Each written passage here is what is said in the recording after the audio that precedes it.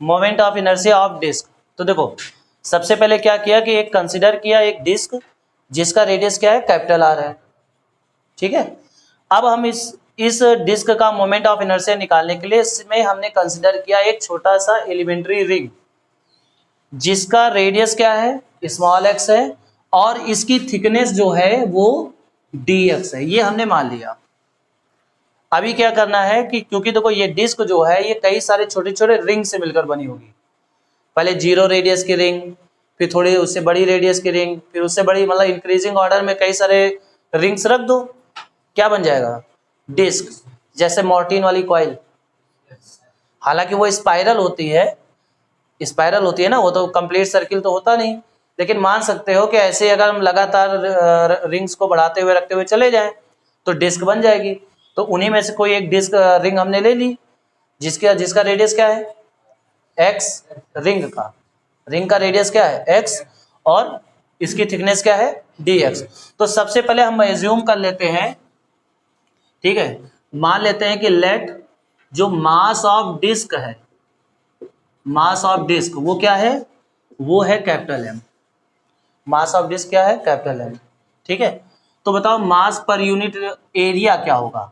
देखो यहां पे मास पर यूनिट एरिया, अब यहां पे वो चीज नहीं चलेगी, कौन सी, मास पर यूनिट लेंथ, क्योंकि यहां लेंथ थोड़ी ना होगा, डिस्क है तो एरिया होगा।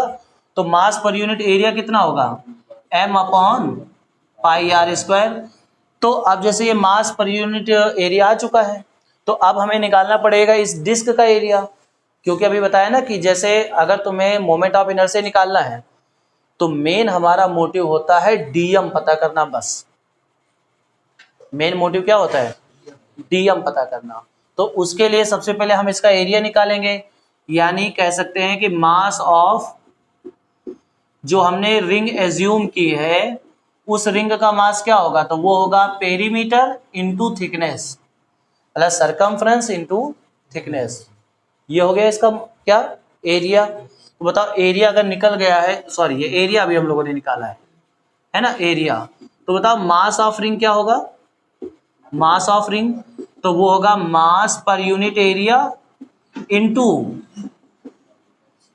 रिंग का एरिया, mass per unit area into ring का एरिया। सारे डेरिवेशन एक ही जैसे है, लगाने का तरीका बिल्कुल वैसा ही है। तो अब बताओ यहां से पाई कैंसिल आउट, तो कितना आया, 2m upon R square X D X, ये आ चुका है इसका मास, ठीक। अब इसका हम लोग क्या निकालेंगे, मोमेंट ऑफ इनर्शिया। तो बताओ मोमेंट ऑफ इनर्शिया क्या होगा, यानी जब हम डी आई निकालेंगे, ये हम किसका मोमेंट ऑफ इनर्शिया निकाल रहे हैं, रिंग का, एम आई ऑफ रिंग निकाल रहे हैं। तो M I of ring D I बराबर क्या होगा, एम आर स्क्वायर।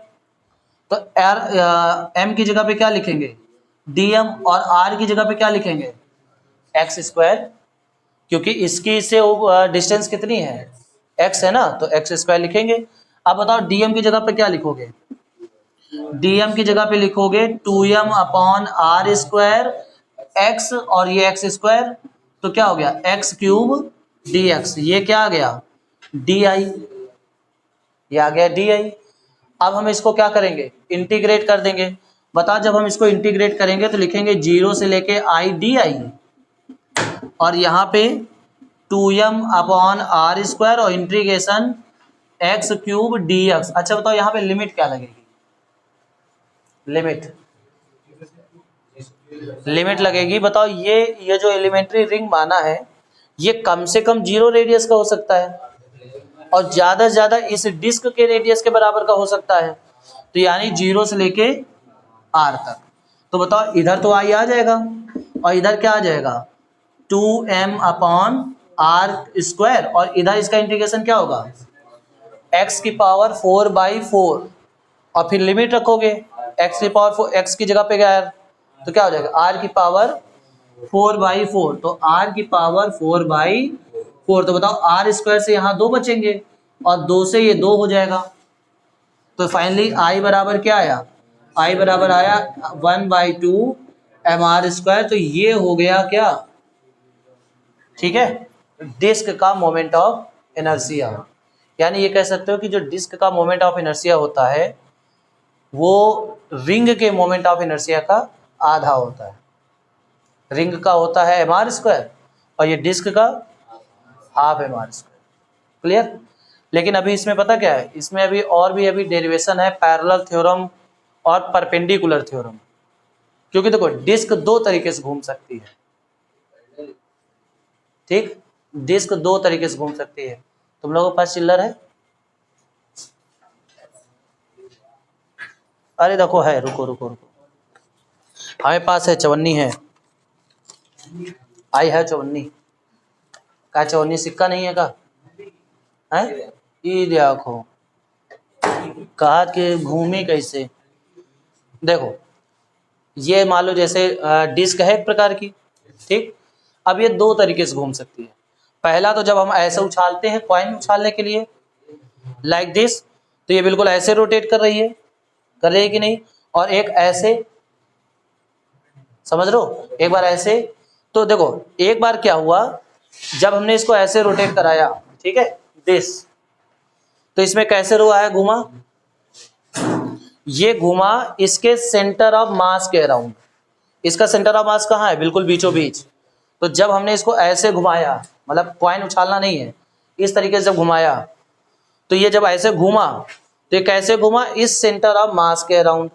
लेकिन जब हमने इसको ऐसे, जैसे कॉइन उछाला जाता है, अगर ऐसे इसको घुमाया तो ये कैसा घुमा, डायमीटर के क्रॉस। समझ रहे हो कि नहीं, ये ऐसे घूम रहा है डायमीटर के क्रॉस, और अभी ऐसे घूम रहा है सेंटर ऑफ मास के क्रॉस, ठीक है। तो इस हिसाब से इसका मोमेंट ऑफ इनर्शिया अलग अलग होता है।